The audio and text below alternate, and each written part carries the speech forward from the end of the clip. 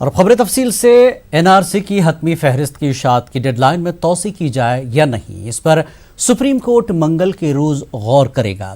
दरअसल मरकज ने अदालत से 31 जुलाई की डेडलाइन बढ़ाने की दरख्वास्त की थी। मरकज के मुताबिक एतराज़ात और दावों के निपटारे के लिए मजीद वक्त दरकार है, इसलिए मजीद 1 महीने की मोहलत दी जाए। कोऑर्डिनेटर प्रतीक हिजिला ने अदालत में रिपोर्ट भी पेश की। उन्होंने कहा कि अब तक 36 लाख अफराद के दावों की तस्दीक की जा चुकी है। हतमी फहरिस्त मुरतब करने के लिए प्रतीक हिजिला ने मजीद वक्त मांगा है। हमारे नुमाइंदे खुर्रम शहजाद ने मेंबर पार्लियामेंट अब्दुल खालिक से बात की।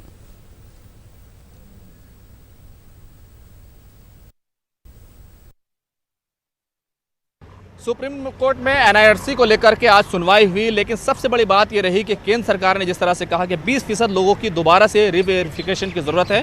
पूरे मसले पर बात करने के लिए हमारे साथ अब्दुल खालिक साहब हैं, असम से सांसद हैं। जिस तरह से ये बात कह रहे हैं केंद्र कि अभी तक पूरा क्लियर नहीं है और टाइम भी और चाहिए। देखिए, ये जो केंद्र और राज्य सरकार अपना ऑफिसर को ऊपर इनका विश्वास नहीं है। उनका ही ऑफिसर दफ़ा के बाद दफ़ा ये कागजात वेरिफिकेशन किया है, अभी फाइनल स्टेज में है। एक्चुअली क्या है, वो लोग एनआरसी नहीं चाहते हैं, क्योंकि एनआरसी होने से सारे प्रॉब्लम मामला ख़त्म हो जाएगा। इसलिए वो लोग एनआरसी नहीं चाह रहा है और वो चाहते हैं जो धर्म के नाम पर कुछ लोगों का नाम एनआरसी से ड्रॉप करना चाहते हैं, ये उनका मुद्दा है। और हम लोग ये वेरिफिकेशन का मांग का विरोध करता हूँ, क्योंकि उनका ही सरकार, केंद्र का सरकार, राज्य का सरकार के ऑफिसर ये कागजात बार बार ये वेरिफिकेशन किया था। वो अपना ही सरकार का काम का ऊपर वो लोग अंगुलियां उठा रहा है, ये हम खिलाफ करते हैं। सरकार ने ये भी कहा कि हम जो है रिफ्यूजी कैपिटल नहीं हो सकते, इस तरह की बड़ी बात सरकार ने कही है। हम भी नहीं चाहते हैं रिफ्यूजी कैपिटल हो, हम भी चाहता है एक भी विदेशी आसाम या हिंदुस्तान में ना रहे। लेकिन क्या सरकार ने जो डिटेंशन कैंप में है उनको भेजा सका बांग्लादेश में? बांग्लादेश के साथ हमारा ट्रीटी कहाँ है? हमारा तो ट्रीटी करना होगा पहले। अरे बांग्लादेश तो दोस्त कंट्री है, उनका जो अगर कोई बांग्लादेशी हिंदुस्तान में है उनका भेजो ना। कौन बाधा दे रहा है? कौन आपको टोक रहा है? आप नहीं भेज रहा है, आप ऐसे मुंह में बोलते हैं। अब और विदेशी का हिंदू मुसलमान का भी अब डिवीजन करता है। हमारे विचार में विदेशी है, उनका कोई मजहब नहीं होता है, उनका कोई धर्म नहीं होता है। लेकिन ये सरकार हिंदू विदेशी को रखना चाहते हैं, मुसलमान को लोग तोड़ना चाहते हैं। लेकिन हम लोग का मांग है कोई भी विदेशी हिंदुस्तान में ना रहे, मुसलमान भी ना रहे, हिंदू भी ना रहे। लेकिन ये लोग ये नहीं चाह रहा है। अब सरकार की तरफ से कहा गया है कि हमें और वक्त चाहिए, 31 जुलाई तक फाइनल होना था एनआरसी, लेकिन नहीं हो पा रहा, और वक्त मांग रहा है सरकार। ये तो सरकार का मतलब क्या है? ये जो सरकार वक्त मांग रहा है, इसका मतलब है सरकार जेन्युइन एनआरसी नहीं चाह रहा है। सरकार का मकसूद अलग है, इसलिए सरकार वक्त मांग रहा है। जब सुप्रीम कोर्ट में सुपरविजन में हो रहा है, आप लोग इसमें भरोसा करना चाहिए। लेकिन सरकार को सुप्रीम कोर्ट के ऊपर भरोसा नहीं है, इसलिए सरकार रिव्यू का मांग कर रहा है और एनआरसी सारे प्रोसेस को डिले करना चाहते हैं। तो साफ सी बात है, असम में इस मामले को लेकर बहुत गुस्सा है और असम के लोग चाहते हैं कि एनआरसी जल्द से जल्द हो और इस पूरे मसले पर केंद्र सरकार के खिलाफ सवाल खड़े हो रहे हैं। कैमरामैन मुनमुन सिंह के साथ खुर्रम शहजाद, न्यूज़ 18 दिल्ली। बाबरी मस्जिद इन्हदाम साजिश मामले में सुप्रीम कोर्ट ने जज एसके यादव की मुद्दत कार बढ़ा दी है। सीबीआई के स्पेशल जज की मुद्दत कार बढ़ाई गई है। सुप्रीम कोर्ट ने जज की मुद्दत कार इसलिए बढ़ाई है ताकि जज ट्रायल पूरा करके फैसला सुना सकें। सुप्रीम कोर्ट ने कहा कि ट्रायल पूरा करके फैसला 9 महीने के अंदर सुनाया जाए। लखनऊ की सीबीआई अदालत में बीजेपी लीडर आडवाणी, जोशी और उमा भारती समेत 12 मुलजमीन पर साजिश के लिए मुकदमा चल रहा है। वाज़ेह के 30 सितंबर को एसके यादव को रिटायर होना था।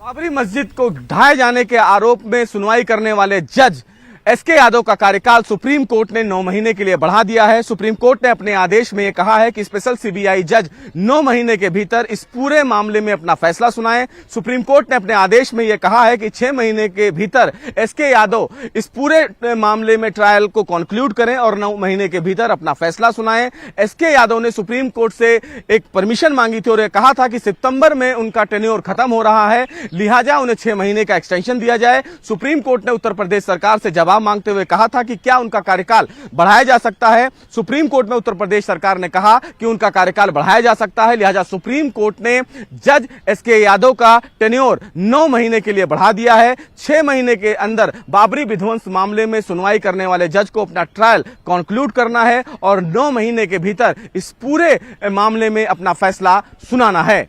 कैमरामैन गौरव के साथ सुशील पांडे, न्यूज़ 18 दिल्ली।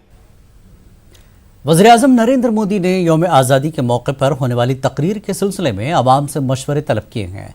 वज़ीर-ए-आज़म मोदी ने ट्वीट करके आवाम से मशवरे तलब किए हैं। उन्होंने कहा कि आवाम अपना कीमती वक्त निकाल कर 15 अगस्त की तकरीर के लिए मशवरे दें। आवाम अपना मशवरा नमो ऐप और mygovernment.com पर दे सकते हैं। गौरतलब है कि 15 अगस्त के खिताब के लिए वज़ीर-ए-आज़म मोदी ने पहली बार आवाम से मशवरा मांगा है। वज़ीर-ए-आज़म का ख्याल है कि ज़मीनी सतह पर काम करने के लिए आवाम से मशवरा ज़रूरी है।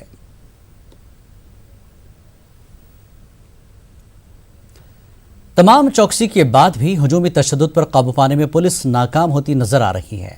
ताज़ा मामला वैशाली के सराय थाना इलाके का है, जहां महुआ रोड के सुंदर नगर के पास सेंट्रल बैंक लूटने आए 2 अफराद को गांव वालों ने पकड़ लिया और पीट पीट कर अधमरा कर दिया। बेकाबू भीड़ काफ़ी देर तक दोनों को पीटती रही। दोनों को बचाने के लिए कोई भी सामने नहीं आया। बाद में मौके पर पहुंची पुलिस ने काफ़ी मुश्किलात के बाद दोनों अफराद को बचा लिया। बुरी तरह जख्मी दोनों अफराद को सदर अस्पताल में दाखिल करा गया। पुलिस के मुताबिक दोनों अफराद के पास से एक पिस्तौल भी बरामद किया गया। दोनों जख्मियों की हालत नाजुक बताई जाती है। उत्तर प्रदेश के बाराबंकी में चोरी के इल्जाम में एक दलित नौजवान को जिंदा जलाया गया। लखनऊ में दलित नौजवान जिंदगी की जंग लड़ रहा है। बताया जा रहा है कि अपनी बीवी से मिलने सुजीत गौतम नामी नौजवान अपने ससुराल टेरा गांव जा रहा था। राघोपुर गांव पहुंचने के दौरान कुत्तों के खौफ से सुजीत दरख्त के पीछे छुप गया। कुत्तों की आवाज़ सुनकर लोग घरों से बाहर निकले और सुजीत को चोर समझकर उसको पीटने लगे। उसे बिजली के झटके दिए गए। यही नहीं बल्कि पेट्रोल डालकर गांव वालों ने उसे आग के हवाले कर दिया। बताया जा रहा है कि सुजीत ने अपना मुकम्मल पता और अपनी तमाम तर जानकारी गांव वालों को बताई थी और उसकी तस्दीक करने को कहा था, लेकिन गांव वाले नहीं माने। सुजीत के ससुर मौके वारदात पर पहुंचे, लेकिन गांव वालों की नाराजगी का उन्हें भी शिकार होना पड़ा। कि चोर हैं, बस हमारे पति को मारने लगे। फिर वही से इतनी जला भी दिया, हमारे पति को बत्ती भी लगा दिया। तभी आई तो हमारे पापा लोग भी गए थे। तब हमारे पापा लोग को मारे भी हैं। अभी हमारे पति तो वहाँ पर हैं सिटी अस्पताल में। हमारे पति को अभी भी बोल नहीं रहा हमारे पति। बीवी बच्चों में झगड़ा हुआ था शाम को, फिर इनके ससुराल वाले आए, इनका बुला लेंगे, अपनी बीवी बच्चे को माने बुला लेंगे। फिर अपने बीवी बच्चन का ले ससुराल जा रहे थे। फिर रास्ते में इनको मारी ने पीटी ने और अपना एड्रेस बता रहे, मोबाइल नंबर भी बता रहे, लेकिन इनकी कोई नहीं सुना। सब चीज़ बता रहे, मारे फिर पेट्रोल डाल के जला दिए। और अब बात प्रियंका गांधी की। मैंने प्रशासन से कहा है कि मुझे ऑर्डर दिखा दें। जब मुझे ऑर्डर दिखाएंगे तब मैं तय करूंगी।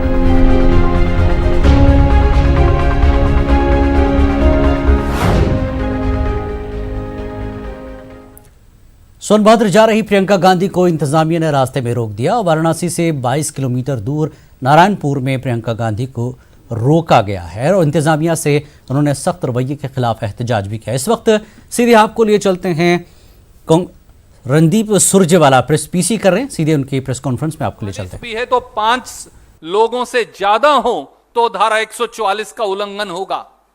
उन्होंने स्वयं संवेदनशील रवैया दिखाते हुए कहा कि मैं केवल 3 लोगों को अपने साथ लेकर जाऊंगी। उसके बावजूद भी पुलिस के अधिकारी कहते हैं हमें ऊपर से आदेश आया है। वो आदेश अमित शाह जी का है, नरेंद्र मोदी जी का है, आदित्यनाथ जी का है। वो किसका आदेश है? वो आदेश कानून और संविधान का है या उन लोगों का है जो सत्ता के नशे में भाजपा की सरकार चला रहे हैं उत्तर प्रदेश में और विपक्ष के नेताओं को, गरीबों के, आदिवासियों के, पीड़ितों के, जिन्होंने परिवार के 10-10 जन खोए हैं, उनके आंसू पोंछने के लिए जाने नहीं देना चाहते?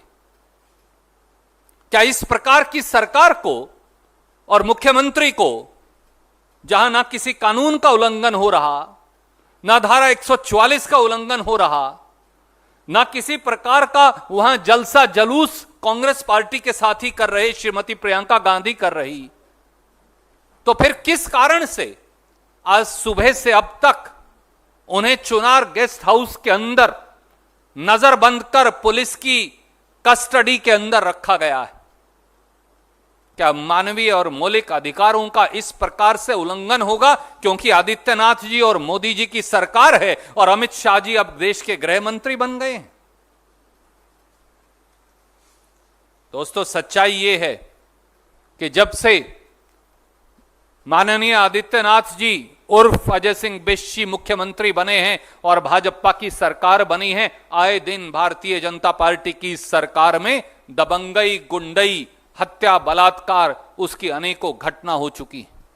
यहां तक कि उत्तर प्रदेश की पुलिस भी भाजपाई गुंडों से सुरक्षित नहीं। हमने देखा था किस प्रकार से सरकार के गठन के साथ ही भाजपा के गुंडों ने superintendent of police love Kumar के घर पर उनके बूढ़े मां बाप और धर्मपत्नी और बच्चे जहां मौजूद थे हमला बोला था। पूरे देश ने देखा कि किस प्रकार से गुंडों के द्वारा इंस्पेक्टर सुबोध सिंह की दिन दहाड़े उत्तर प्रदेश में हत्या हुई थी। गुंडों ने यह देखा कि किस प्रकार से सरकार का कोई शासन बचा नहीं, इसलिए गुंडों ने एक एसडीएम की, जिसमें भारतीय जनता पार्टी के विधायक भी शामिल थे, उनका दिन दहाड़े अपमान किया था। टेलीविजन चैनल्स ने बाकायदा उसका वीडियो दिखाया था। सेनगर नाम के विधायक जो सगे हैं श्री आदित्यनाथ जी के लगते ऐसा प्रतीत होता है, वो तो अब जोर जबरदस्ती के प्रतिबिंब बन गए हैं पूरे देश के अंदर। जब जेल में यूपी में पिस्तौलें लहराई जाती हैं तो भाजपा की सरकार कहती है कि ये मिट्टी के तमचे हैं। हाल में हमने ये भी देखा कि बीजेपी विधायक देवेंद्र राजपूत जी के बेटे यशवीर राजपूत ने किस प्रकार से सोरों पुलिस चौकी के इंचार्ज को तो वहां खाट पर ही बांध दिया और घसीट कर ले जाने तक का प्रयास किया। बदायूं रेप केस आज भी रोंगटे खड़े कर देता है। बार काउंसिल की उत्तर प्रदेश की अध्यक्ष दरवेश यादव जी की किस प्रकार से दिन दहाड़े हत्या हुई, यह पूरे देश ने देखा। और अलीगढ़ में तो एक महिला बीडीसी अधिकारी को जिंदा जला दिया। बरेली में महिला होमगार्ड को ही जिंदा जला दिया। लोकतंत्र में किसी को देखने जाना, कोई जिस परिवार में इतने सारे परिवार में लोगों को हत्या हुई है, लोगों को जान गए हैं, उनसे जाके सहानुभूति दिखाना, ये क्या लोकतंत्र के विरोध है? ये क्या लोकतंत्र के खिलाफ है? लेकिन यूपी सरकार जो किया है कि जो एक हमारे प्रियंका गांधी जी उन परिवारों से मिलने के लिए जा रहे थे, जिस तरह से उनको रोका गया, ये सरासर लोकतंत्र विरोधी है, लोकतंत्र के खिलाफ है। वो बदसलूकी हो तो उसका विरोध प्रदर्शन करने के लिए हम यहाँ पे भारतीय जनता पार्टी के हेडक्वार्टर पर आए हैं। लेकिन जिस तरीके का व्यवहार उनके साथ किया गया, जिस तरीके से उनको डिटेन किया गया, ये पूरी तरीके से संविधान के ऊपर, एक व्यक्ति की अभिव्यक्ति के ऊपर, व्यक्ति के स्वतंत्रता के ऊपर प्रहार है।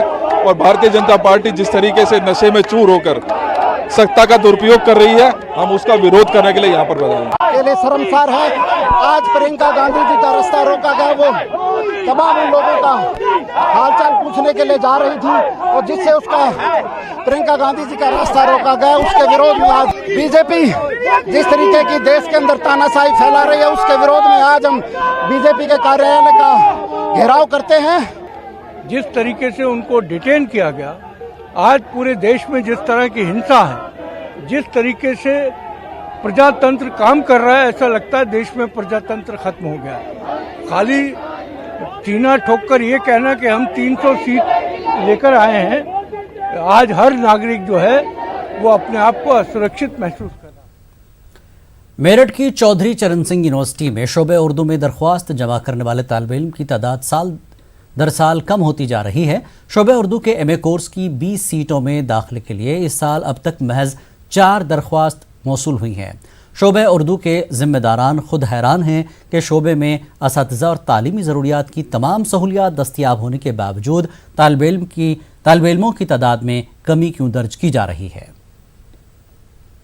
ये हमारे लिए बदनसीबी है हमारी कि इतनी मेहनत के बाद भी अगर एप्लीकेशंस कम आए, 20 सीटें होती हैं हमारे यहाँ में उर्दू में, और वो सीटें न भर पाएँ तो ये हमारे लिए बहुत ही शर्मिंदगी का बाइस है, क्योंकि हम मेहनत करते हैं, साल भर हम लोग ऐसे प्रोग्राम मुनाकिद करते हैं जिससे कि बच्चों तक ये बातें जाएं। डिपार्टमेंट जो फैसिलिटीज़ हैं बहुत कम, आपको आसपास के डिपार्टमेंट इतनी फैसिलिटीज़ नज़र आएंगी मिलेंगी। डिपार्टमेंट को अच्छे से अच्छा बनाने के लिए हम लोग हर वक्त लगे हुए हैं। ऐसे में अगर कुछ नतीजे कम हों, मतलब दाखिले कम हों, तो मायूसी होती है। पिछले सालों में भी मतलब जो दाखिले हुए हैं 15-16 एप्लीकेशंस होती थी और 12, 13, 15 तक दाखिले होते रहे हैं। चांद पर कदम रखना इंसान की बहुत बड़ी कामयाबी मानी जाती है। 16 जुलाई 1969 वो दिन था जब इंसानी तहजीब ने एक लंबी छलांग लगाई, लेकिन हम इस तारीख के अलावा चांद तक के इस सफ़र के बारे में बहुत कुछ नहीं जानते हैं। आखिर किसके दिल में इस मिशन का ख्याल आया? नासा के कौन साइंसदान इसमें शामिल थे? नील आर्मस्ट्रॉन्ग और एडन एल्ड्रिन के सामने सफ़र के लिए क्या चुनौतियां थी? इस किस्म के कई सवालों के जवाब लेकर हिस्ट्री 18 चैनल एक ख़ास प्रोग्राम लेकर आ रहा है। Moon landing the last step नामे इस प्रोग्राम का प्रीमियर हिस्ट्री 18 के SD और HD चैनलों पर आज रात 10 बजे होने जा रहा है। Moon landing the last step इंसान की अजीम तरीन छलांग की उस नाकाबिल यकीन सच्ची कहानी के बारे में बताता है, तो आप टाइम नोट कर लें और इस शानदार प्रोग्राम को ज़रूर देखें।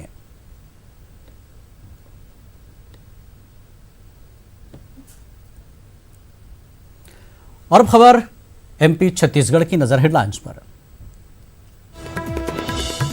बीजेपी के साबिक रुकन असेंबली सुरेंद्र नाथ को पुलिस ने किया गिरफ्तार। वज़ीर आला कमलनाथ को खून बहाने की दी थी धमकी, बीजेपी ने कही कार्रवाई की बात।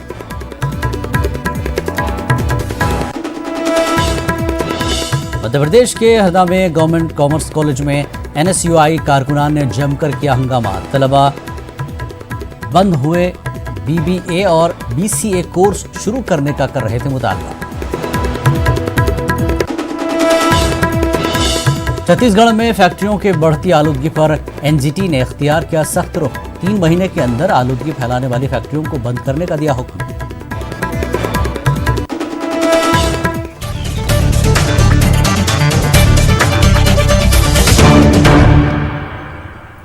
बीजेपी के साबिक रुकन असेंबली सुरेंद्र नाथ को वज़ीर आला कमलनाथ को खून बहाने की धमकी देना महंगा पड़ गया। पुलिस ने सुरेंद्र सिंह को गिरफ्तार कर लिया। कल TT नगर थाने में FIR दर्ज हुई थी। सुरेंद्र सिंह ने कमलनाथ को धमकी देते हुए खून बहाने की बात कही थी। वहीं बीजेपी सुरेंद्र नाथ सिंह पर कार्रवाई कर सकती है। बीजेपी रियासती सदर ने कहा कि पार्टी अगर समझेगी तो जरूर कार्रवाई करेगी। गिरफ्तारी हुई है, सुरेंद्र नाथ सिंह की गिरफ्तारी हुई है। पूर्व विधायक है, पूर्व जिलाध्यक्ष भी है। नहीं, मुझे अभी जानकारी मिल रही है कि गिरफ्तारी हुई है। उन कारणों को देखेंगे कि इन कारणों से गिरफ्तारी हुई है, और कहीं पार्टी को ऐसा लगेगा कि कोई कार्रवाई लायक विषय है तो करेंगे। पार्टी में बार-बार इस तरह की घटनाएं आ रही हैं। कहीं कोई घटनाएं नहीं आ रही हैं। देश की सबसे बड़ी पार्टी है, सबसे ज्यादा अनुशासित पार्टी है। ये वो पार्टी है जहां सभी पार्टी की रीति नीति के साथ चलते हैं, और जब कभी ऐसा नहीं होता तो पार्टी इसकी चिंता करती है। मध्य प्रदेश के हरदा में गवर्नमेंट कॉमर्स कॉलेज में NSUI कारकुनान ने जमकर हंगामा किया। NSUI के तलबा ने कॉलेज के प्रिंसिपल के रूम में ताला लगा दिया और तलबा रूम के बाहर एहतजाज पर बैठ गए। NSUI कारकुनान कॉलेज में अचानक बंद हुए BBA और BCA कोर्स शुरू करने का मुतालबा कर रहे थे। प्रिंसिपल के जरिए यूनिवर्सिटी को मेल भेजने के बाद NSUI तलबा ने ताला खोला। महाविद्यालय में हमने प्राचार्य कक्ष पर ताला लगाया है। उसका विशेष कारण यही कि महाविद्यालय में लगभग 10 वर्षों से BCA और BBA की कक्षाएं संचालित हो रही थी, लेकिन किन्हीं कारणवश वो इस सत्र में उसे बंद कर दिया गया था। लेकिन जब हायर एजुकेशन से इसकी बात की गई तो वो कक्षाएं चालू हुई। कॉलेज प्रशासन से एक साधारण सा लेटर पे लिख के भेजने का कार्य नहीं करते बन रहा है। ये बहुत दुख की बात है, छात्रों के भविष्य की बात है। जायज़ है, पहले भी था उनका BCA BBA पहले भी था। अभी शासन ने बंद कर दिया कि 25 सीट होना कंपलसरी है। अब बच्चा है, बच्चे पर डिपेंड करता है कि उसको लेना है या नहीं लेना है। अभी भी 2nd ईयर और 3rd ईयर के बच्चे हैं। मैम आपको नज़रबंद कर दिया है, इसको लेकर क्या कहेंगे आप? इसको कुछ नहीं कहेंगे कि बच्चों की मांग है। तो आपने लेटर भेजा क्या सरकार? हाँ सर ने लेटर भेजा है। मंदसौर में अपनी जमीन का हक वापस हासिल करने के लिए खानदान धरने पर बैठ गया है। धरने पर बैठे खानदान का इल्जाम है कि पटवारी के केसी सूर्यवंशी ने उसके मालिकाना हक और खेती की जमीन को रसूखदारों के नाम कर दिया है। इस खानदान ने कई दिनों तक तहसील दफ्तर और पटवारी के चक्कर लगाए, लेकिन कोई सुनवाई नहीं हुई। राजू राठौर ने, बालू ने, इसने मिल के धमकी दी, मारवाना पड़े सर ऊपर ने। मैंने निजी जमीन खोली, मेरे घर में आग मेल दी और मेरी मोरस से जमीन 3 बीघे वो भी खोली, उसके नाम में करवाई दी पटवारी ने। मिल के सूर्यवंशी पटवारी कैलाश ने करवाई ने। मेरे को धमकी दे रहा कि तू यहाँ क्या लिया आई, तो मेरे गाँव ही छोड़ा दिया। मैं दूसरा गाँव रह के मेरे बच्चा को पालन पोषण कर रही सर। मेरा निवेदन ये है कि मेरा हक दिलवाए। हमारे गाँव, मेरे निजी और शासकीय भूमि पर जबरन बालाराम राठौर गांव के दबंग प्रभावशाली लोगों द्वारा कब्जा कर लिया गया है और मुझे उस जमीन से 2 साल से बगैर मारकूट करके उस जमीन से आने से मना कर रहे हैं वो। और यहाँ आना मत गाँव में भी, और यह जमीन पटवारी ने बालाराम राठौर के साठगांठ से मिलकर उनके नाम पे कर दी है। मध्य प्रदेश के 4 बीनाई से महरूम खिलाड़ी फिर जूडो कॉमनवेल्थ चैंपियनशिप में हिंदुस्तान की नुमाइंदगी करेंगे। इनका ख्वाब है कि मुल्क के लिए गोल्ड मेडल लाना। अपनी मेहनत और कोशिश से ये खिलाड़ी अपने ख्वाबों को पूरा करना चाहते हैं। इन खिलाड़ियों में से कोई पैदाइशी नाबीना है तो किसी की हादसे में आंखों की रोशनी चली गई, लेकिन हौसला इतना है कि दुनिया उनकी तरफ देख रही है।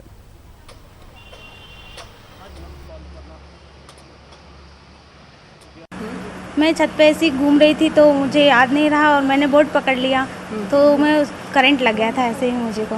और फिर 2-3 मिनट तक मैं उसमें ही चिपकी रही। फिर एकदम से मेरी दीदी आई, उन्होंने मेरे को लकड़ी मार के फिर छुड़ाया। तभी तो ऐसा नहीं लगा था, तब धीरे धीरे मेरी आइज़ की रोशनी कम हो गई है और ऐसे फिर सर से मिली और फिर इधर आई। 2008 में मेरे को करंट लगा था। खेत में पानी फेरते समय गीला था, नीचे पूरा चावल बोए हुए थे, ऐसे तरह से डोरी निकाल रहा था। बाकी मैं 2008 तक नॉर्मल था। अब क्या वो करंट से मेरी ये अंगली भी सीधी नहीं होती है। ये है पैर के अंगूठे की 2 जगह करंट लगा था मुझको, ये अंगली भी सीधी नहीं होती है। और उसके बाद पता नहीं चला, अचानक खेत में गिर गया। पापा मम्मी दूसरे वाले खेत में काम कर रहे थे, उन्होंने देखा कि बच्चे कुछ हुआ तो उठा के ले गया। मैं एक दिन कोमा में रहा, फिर उसके बाद होश आया, धीरे धीरे याददाश्त आई अपनी, फिर चलते गए अपने आप। फिर चश्मा लग गया, फिर थोड़े नंबर बढ़े, फिर नंबर बढ़े, फिर बहुत ज़्यादा नंबर बढ़ गए। 2012 तक मैं भी नॉर्मल था।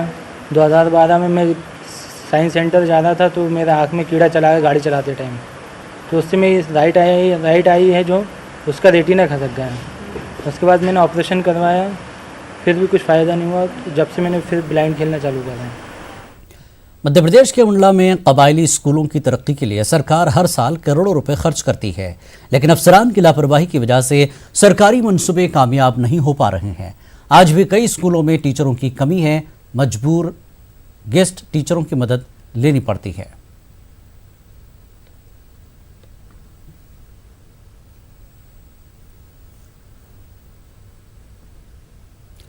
छत्तीसगढ़ के खुर्दा में तरक्की के काम काफ़ी सुस्त रफ्तारी से चलने की वजह से लोग परेशान हैं। जो काम वक्त पर होना चाहिए था वो काम वक्त निकलने के सालों बाद भी नहीं हो पा रहा है। कई तामीराती काम आज भी नामुकम्मल हैं। सड़क की तामीर 4 साल से हो रही है लेकिन अब तक मुकम्मल नहीं हो पाई है। मकामी लोगों में इस बात को लेकर नाराजगी है। रोड निर्माण 4-5 साल हो गया, ये लेता लपेटी करते हुए कुछ पूर्ण हुआ है अभी तक, लेकिन जो ऊपर दलदली में पैगा भाई लोग बैठे हैं उन लोगों को बेहद परेशानी जा रही है। प्रशासन से हमारी मांग है कि इस रोड को जल्द से जल्द पूरा कराया जाए। जिससे हमारे तो संज्ञान में इस तरह का कुछ आया नहीं है। बाकी अगर इस तरह की खबर आगे आती है तो डेफिनेटली हम उसकी जांच करवाएंगे। फैक्ट्रियों की बढ़ती आलूदगी पर एनजीटी ने सख्त रुख इख्तियार कर लिया है और 3 महीने के अंदर आलूदगी फैलाने वाली फैक्ट्रियों को बंद करने का हुक्म दिया है, जिससे ताजिरों में बेचैनी है। आप देखिए रिपोर्ट, हमें दीजिए इजाजत। आदाब। मुल्क में फैक्ट्रियों से बढ़ती आलूदगी पर एनजीटी ने बड़ा फैसला किया है, जिसके तहत सीपीसीबी को 3 महीने के अंदर आलूदगी फैलाने वाले यूनिट्स को बंद करने के लिए हुक्म दिए गए हैं। मरकजी माहौलियात तहफ्फुज बोर्ड ने मुल्क में इंडस्ट्री के 100 ग्रुप बनाए थे। ये ऐसी इंडस्ट्री थी जो सबसे ज्यादा आलूदगी फैला रही थी। एनजीटी ने इस मामले पर सुनवाई कर आलूदगी फैला रहे इंडस्ट्री पर रोक लगाने की बात कही है। पिछले 5 साल में जो नुकसान हुआ है पर्यावरण को, उसकी क्षति का मूल्यांकन किया जाए और वो क्षति जो पर्यावरण को हुई है उसको रिस्टोर करने के लिए कितना पैसा लगेगा उसका मूल्यांकन किया जाए। जो बड़ी इंडस्ट्रीज हैं उनको केंद्रीय पर्यावरण संरक्षण मंडल के पास में 1 करोड़ रुपए, मध्यम वालों को 50 लाख और छोटी वालों को 25 लाख रुपए जमा कराना पड़ेगा। छत्तीसगढ़ में लगातार ऐसी इंडस्ट्री की तादाद बढ़ती जा रही है और शहरों की बात करें तो राजधानी रायपुर आलूदगी के मामले में पूरे मुल्क में 37वें मकाम पर आ गया है, जबकि कोरबा 76वें मकाम पर है और इस फहरिस्त में दुर्ग और भिलाई का नाम 93 नंबर पर आता है। एनजीटी के सख्त हुक्म के बाद छत्तीसगढ़ के ताजिरों में बेचैनी पैदा हो गई है। एनजीटी ने अपने फैसले में कहा है कि क्रिटिकली पॉल्यूटेड एरिया और सीवियरली पॉल्यूटेड एरिया में मौजूद आलूदगी फैलाने वाली इंडस्ट्रीज को बंद किया जाना चाहिए। एनजीटी का साफ कहना है कि लोगों की सेहत खराब कर तरक्की की राह हमवार नहीं की जा सकती। युगल तिवारी, न्यूज़ 18, रायपुर, छत्तीसगढ़।